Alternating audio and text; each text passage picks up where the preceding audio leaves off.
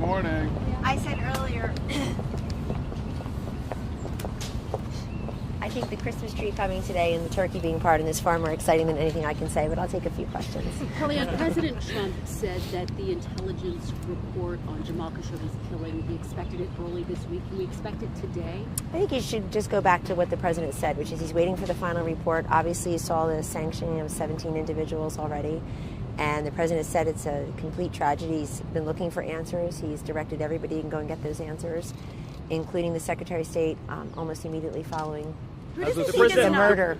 The president also seems to be ruling out a sit-down interview with Robert Mueller. Does he feel more emboldened now? Does he feel like he has more leverage now that Matt Whitaker effectively oversees the Russian investigation? It's nothing to do with the acting attorney general, Jeff. It has everything to do with the fact that the president continues to say what he said all along, which is there's no Russia collusion. And also he and about 30 plus others have, I suppose, been asked to produce information, whether that's written information or come in for an oral interview under oath.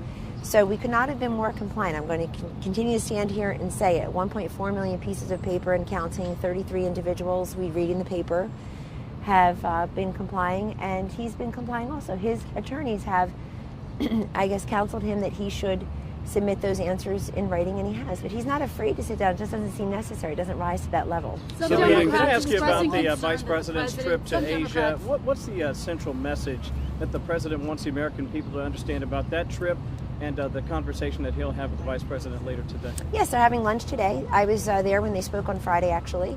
I think that the Vice President was on his way to Papua New Guinea, or maybe was there, and really very successful trip, and they were even there reviewing some of the highlights. And I won't get ahead of the President and the Vice President, the lunch they'll have today to discuss all that, but obviously we have great alliances there. The President sent the Vice President because he knows that he is a trusted, the trusted number two here, and that is absolutely true. I was there when the President read the article. The President said that he made some comments about Osama bin Laden. Who does he think is responsible for not catching bin Laden faster?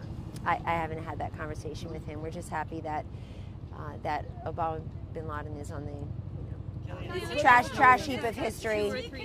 Those types of comments could roil the military, Kellyanne? No president has shown greater respect for the military and the veterans. What he's been able to do, everything from just more deeply respecting and better resourcing the military. I mean, this president's leadership, without a single Democratic vote, I will remind you, is responsible for $717 billion in money for whatever the military needs, what General Mattis has said that they need, equipment and the rest. And also the first pay raise in about, I think it was 9 years, a little bit less than a 3% pay raise.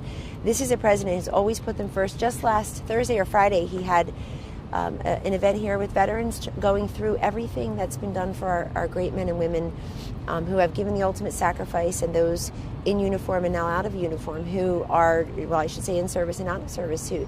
The VA Choice Act, the 24/7 hotline that we have here, the Accountability and Whistleblower Protection Act, the disposition of their benefits for so many of them that was uncertain before. I mean, time after time, he has stepped up for our veterans and for the military. And so he shows utmost respect. We're very happy that that Osama bin Laden obviously is on the trash heap of history. I think it's been 7 years since he was captured and killed. The president is the meeting between President Xi now and President Trump, given the fact that the Chinese vice premier is not coming here for those set-up talks. How important is that with China trade? Well, it's always been important, and I think from the very beginning of his presidency, even during transition, President Trump has tried to forge a good working relationship with President Xi. I think it's made the difference in the president moving forward with his trade agenda and the tariffs.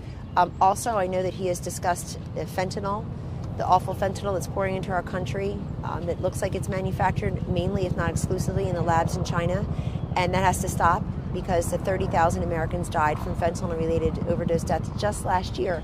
I mean, please start covering that more. That's like basically a plane falling from the sky every day in overdose deaths. Could it be pivotal going forward, though? Could that meeting make the difference between if we get a trade dispute or a trade war with China? Or a trade deal? You never know. That's up to China as well. But obviously, this president, I don't know why people don't take him seriously, because he obviously went ahead and put the tariffs on and thinks that we should not have a $500 billion trade deficit with China. The president's had a lot of business dealings with Saudi citizens over the years. Is he concerned that Americans might think that his reluctance, or at least slow moving on this Khashoggi matter has anything I'm sorry, to do? how was he reluctant on the Khashoggi matter, or even slow moving? It was at the 17 sanctions. Should the Secretary of State gone a minute before he got there to try to get answers? At first he said that, it wasn't one of our people. It was, was one of their people. I don't even understand your question respectfully. He wasn't reluctant, because I disagree with it. He's not reluctant, and he's not slow moving. The president is anything but slow moving. I think he moves it. He listened to the audio. He said it was a tape of human suffering. Doesn't he have some sort of obligation? The president said he's waiting for the final report. Obviously, he's made many comments, not just the ones that some of you constantly want to cherry pick, about the tragic and unspeakable murder of Mr. Khashoggi, and obviously we've already taken action. So you don't expect more sanctions, and you do not expect more sanctions? I didn't say that. Okay. I didn't say that. You said you've already taken action, so can we expect future action in response to that matter as well? I think you could take the president at his word, which is that he's going to continue to take appropriate action. He's waiting for the final report. Lindsey Graham, The president said yesterday, or said in the interview over the weekend, that 2 or 3 more staff changes likely to come. He's looking for more changes. Any timeline on that? When do we expect to see anything? No. I just, clearly the timeline that you all ran with as fact last week, I think you even went up to New York to sit on set and talk about it, Kristen. I'm sorry, it didn't happen. I think General Kelly's still here, Chief of Staff. I mean, eventually you'll be right, because 6 years from now the president will leave too, and you'll say, I knew it, he was going to leave office. Have you softened on the Homeland Security? How about if we just start to try to cover the work that's done here rather than just the people who work here? I think that would be wonderful for the country. But has he softened on the Homeland Security, Secretary? What do you mean softened? Well, there was so much talk about her. He hasn't softened on Homeland Security and immigration and the wall and everything that I'm very glad to see the president say that he respects her, and he knows she's very smart and he respects her and she's doing a great job. The border is a vexing situation, but that's mainly because of Congress's failure to act. Republicans, Democrats in Congress have failed to act over a number of who knows how many years, and we have a couple of judges now making immigration policy for an entire country. Will she be here through the new year, Kellyanne? I hope so. I think so. But that's up to the president and to her. But in the meantime, she's doing a great job. She's at the border last week with General Mattis. But the president, and the president alone, has a right to have the senior staff and the cabinet in place that he wants. But again, if we're going to cover Palace intrigue because it's too hard to keep up with all the policy stuff, that's honestly not what the public's looking for, respectfully. We share joint custody of the country, and we could really use your assistance getting some of the great work that's done here to the people. I want the veterans to know everything that's available to them. Senator Lindsey Graham says it's just not believable that the Saudi Crown Prince wasn't aware of the killing of Jamal Khashoggi. The president's not ready to say that he ordered it, but does he share that assessment, Kellyanne? The president has spoken publicly on this matter many times, and I would refer you to his comments, including the one, Kristen, that he's going to look at the final report and act accordingly. But he has been on top of this. He said his Secretary of State over there early. 17 have been sanctioned. He's been looking very closely at that, and he gets intelligence briefings that you don't. On the wildfires, the president been submitted since the Fox News interview?